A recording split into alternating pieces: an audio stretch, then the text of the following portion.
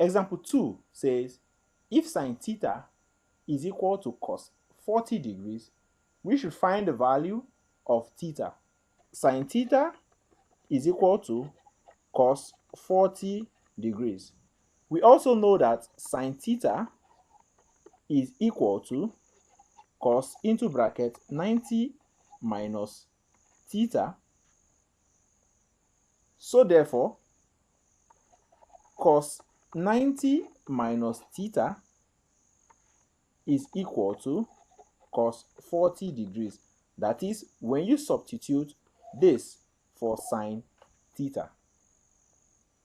So if cos 90 minus theta is equal to cos 40 degrees, it therefore means that 90 minus theta is equal to 40 degrees. And when you simplify to get the value of theta, you agree with me that this becomes 90 degrees minus 40 degrees is equal to theta.